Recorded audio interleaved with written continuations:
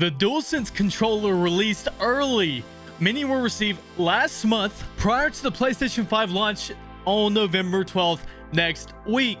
Now that we've had our hands on the controller for several days, we're going to cover how it feels and all of the new features. But before we move on, if you enjoyed the video, don't forget to leave a like and subscribe for more gaming content from the ICECAVE. Okay, the Dualsense is possibly the most noticeable feature of the next-gen console.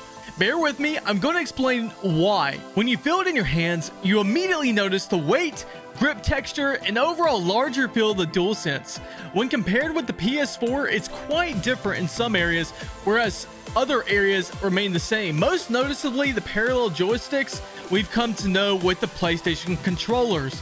Overall, it feels premium and is a welcomed addition to the PS5. In addition to obvious physical features, the controller is also much quieter than its predecessor, opting to use more of a rubber surface underneath the buttons, giving less of a tactile response provided by the Dualshock 4. If you've kept up with the console, you know by now what truly defines this controller: the newly innovated haptic feedback motors and the adaptive triggers. The grip motors are no longer using weights, but instead use voice coil actuators, and responses are said to be much more accurate than that of either the Switch HD Rumble or Haptic engine used in iPhones.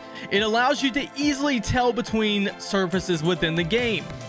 Using Astro's Playroom as the example, reviewers have said that you can tell when you're on sand, water, metal, or various other surfaces provided by the feel produced by the Dualsense technology. For the first time from any console creator, Sony has placed adaptive feedback in the triggers, allowing for increased tension when performing mechanics within the game. The triggers utilize a specially crafted motor that applies tension when an electrical current is placed through it. These triggers can also perform various functions. Reviewers have shown that you can feel how the coils in the Astro spring level produce tension within the triggers, varying between both of them. The aforementioned features already have support for major games such as Spider-Man Miles Morales, Demon's Souls, Resident Evil 8, and Deathloop, to name a few. Luckily, it has been said by reviewers that this added technology does not feel like a gimmick, but instead truly brings a greater immersion to the gaming experience. I'm curious to see how developers will utilize this technology within their games. While the features can increase the experience, there are some people who may be unable to take full advantage of them due to accessibility limitations. Though I'm sure devs will find a way around this and allow the game to be played regardless of the feature. Perhaps not as next gen, the controller still has more features to talk about. A mic has been added that can be used for voice chat or even speech for quickly typing instead of using the controller D-pad. There is also another mic on the bottom, possibly to cancel out sound within the environment for cleaner audio from the user. A mute button has been added for convenience, so that you can quickly mute your conversation should you need to cough or speak to somebody else. Back to the controller's aesthetics, the black faceplate is easily removable. Showing it here, you can simply take off the black faceplate and remove it with no problems, allowing for customization by the owner or third parties. Why are these features so exciting? They re-innovate on the extension of the gamer, the tool that you must use to play a game, the controller.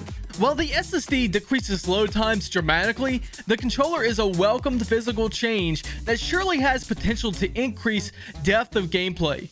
I'm hoping that the feature is not sunsetted or left behind from a lack of being used well, but instead used to the fullest. As an added bonus, it has been shown that the controller works with PC, PS3, and even the Switch with an adapter, possibly the PS4 in the future. I've personally used it on Steam myself to play several games and have loved the refreshing feeling it brings as a new controller. The added weight over the Dualshock 4 and the overall great ergonomic design, fantastic when playing a game. I've personally used the Xbox Elite controller for PC games, and it has set the standard for what a controller should feel like. Weighty and premium, every piece responds perfectly, and honestly, this compares very nicely to that controller. I would love to see a Dualsense Pro controller, and I believe it would compete nicely with the Elite, should Sony choose to create one for consumers. What do you think about the new PS5 controller? Are you getting one? How do you like it if you already have one? Thank you so much for joining me in the Ice Cave. Stay frosty. Iceman signing off.